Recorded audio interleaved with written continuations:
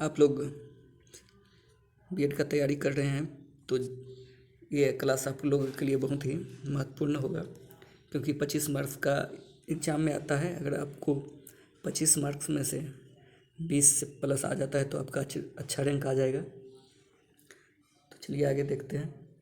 अगर फ्रेंड हमारे चैनल से ना एग्ज़ाम प्रिपरेशन को आप लोग अभी तक सब्सक्राइब नहीं किए हैं तो सब्सक्राइब जरूर कर लीजिएगा और नोटिफिकेशन ऑन कर लीजिएगा। चलिए सबसे पहले देखते हैं, फर्स्ट क्वेश्चन देखते हैं।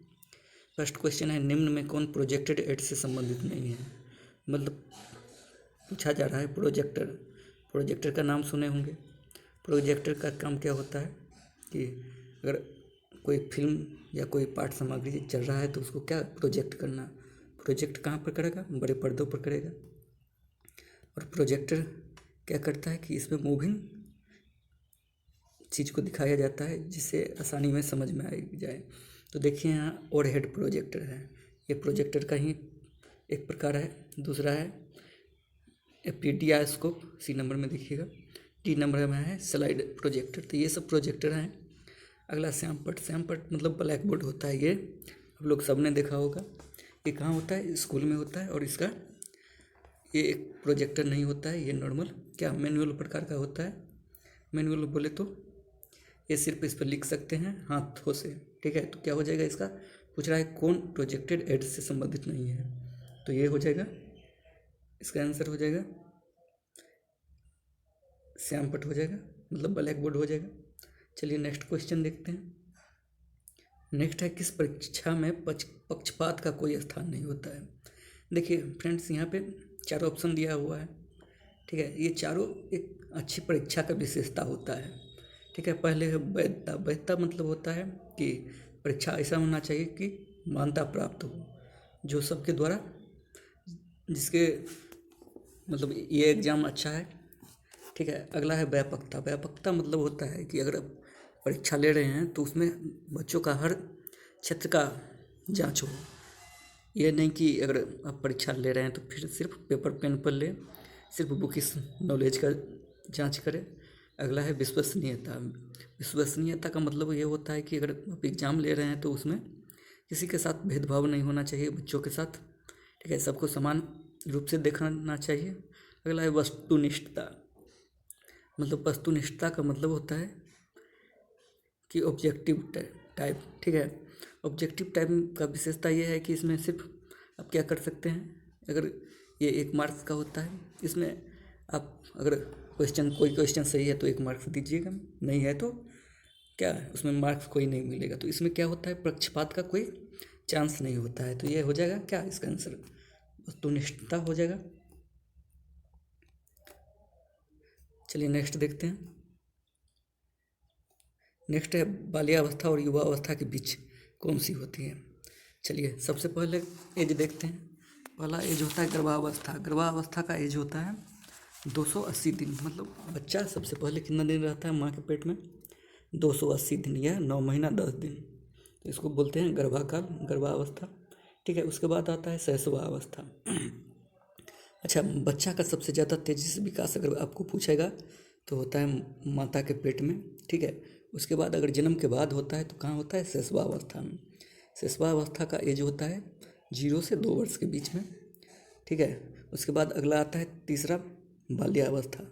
बाल्यावस्था का एज होता है 2 से 12 वर्ष के बीच। मतलब अलग अलग वैज्ञानिक ने अलग अलग एज डिसाइड किया है, अलग अलग एज दिया है। तो आप याद रखिएगा 2 से 12 वर्ष के बीच में कोई भी एज हो, मतलब आगे पीछे, तो वही एज होगा। बाल्यावस्था को भी 2 एज में बांटा गया है। पहला है पूर्व बाल्यावस्था। पूर्व बाल्यावस्था का एज होता है 2 वर्ष से 6 वर्ष। पूर्व बाल्यावस्था को टॉय एज बोलते हैं, क्योंकि बच्चा इसमें क्या करता है, खिलौने से खेलना प्रारंभ करता है। इसे मतलब इसमें अहम केंद्रित होता है बच्चा। देखिएगा आपके अगर आसपास या घर में कोई बच्चा हो तो क्या करता है, वो कुछ कुछ बोलते रहेगा, अपने आप खेलते रहेगा। इसी चलते इस एज को कब बोलते हैं, क्या, अहम केंद्रित एज। उसके बाद है बाल्यावस्था का सेकेंड स्टेज, उत्तर बाल्यावस्था। इस अवस्था का एज होता है 7 वर्ष से 12 वर्ष, ठीक है। इसको बोलते हैं गैंग एज। गैंग एज क्यों, क्योंकि इसमें बच्चों का लाइफ लॉन्ग दोस्ती चालू होता है। इसको बोलते हैं स्कूल एज, क्योंकि बच्चा इस एज में लगभग स्कूल में एडमिशन ले लेता है और स्कूल जाने लगता है। चलिए चौथा आता है किशोरावस्था।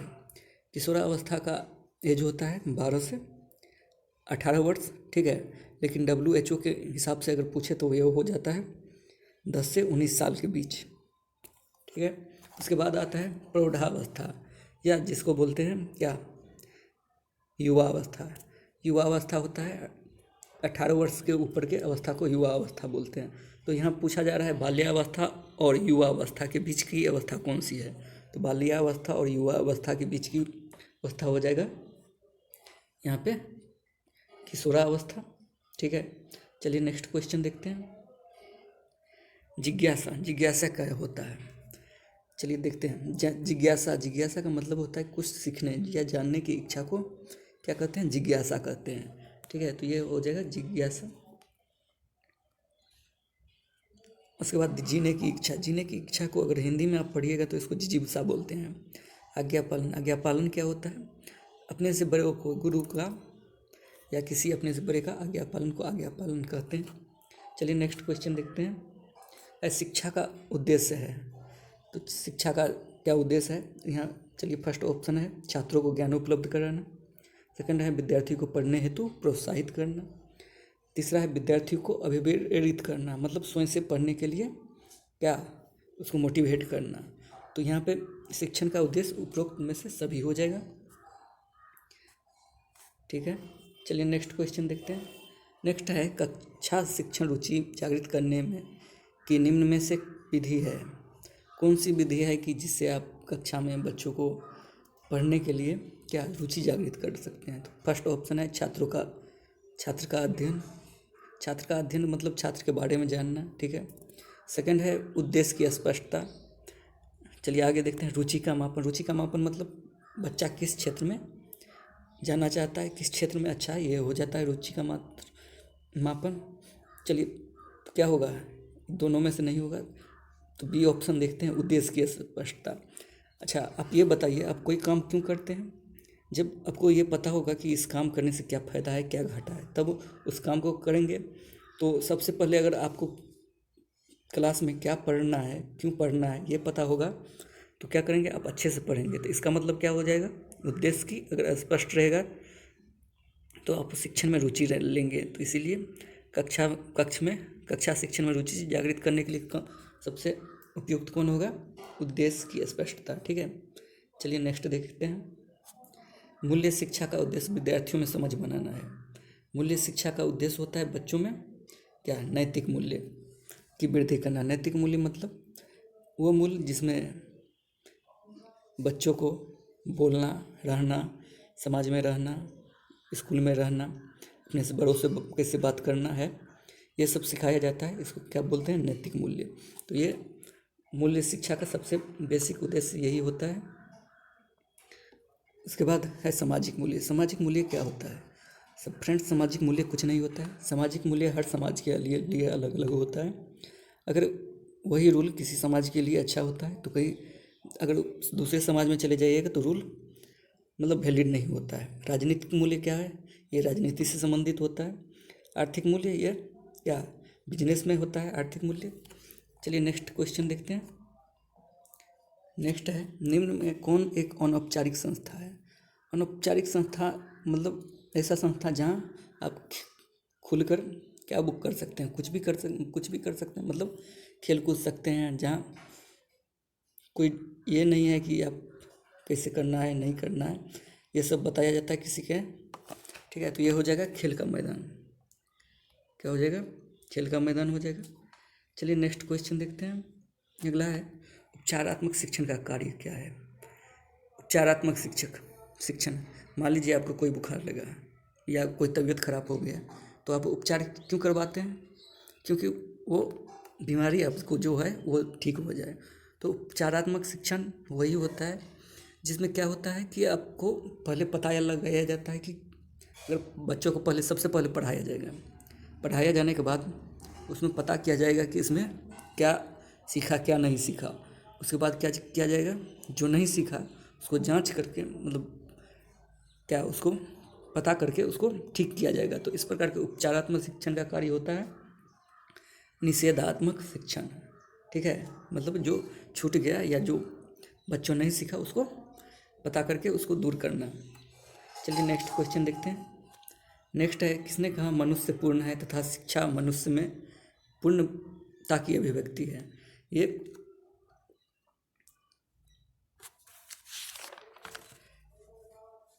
ये जॉन स्वामी विवेकानंद ने कहा था, ठीक है, स्वामी विवेकानंद ने कहा था। जॉन ड्यूवी एक प्रगतिशील शिक्षा होता है उसका प्रतिपादक थे। और बी ऑप्शन है फ्रोबेल कौन थे? फ्रोबेल ने किंडरगार्टन स्कूल का उद्घाटन या स्थापना किया था। कहाँ किया था?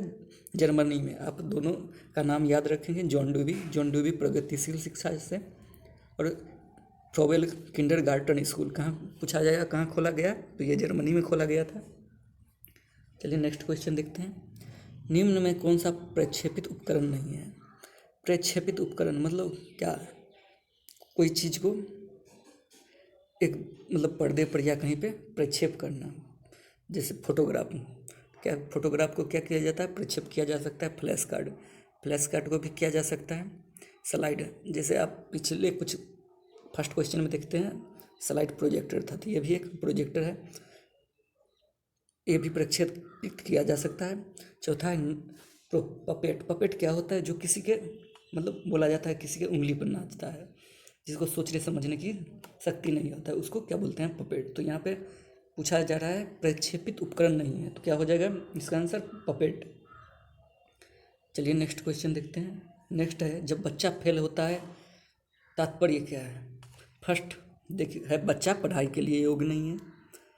सेकंड है, बच्चे ने उत्तर को याद नहीं किया है। थर्ड है, बच्चों को ट्यूशन की आवश्यकता है। देखिए आप जब न्यू एजुकेशन पॉलिसी में NCF नेशनल करिकुलम फ्रेमवर्क होता है, उसमें आप पढ़िएगा ये, ठीक है। जब आप टीचर बन जाइएगा तो उसके बाद आपको पढ़ना होगा।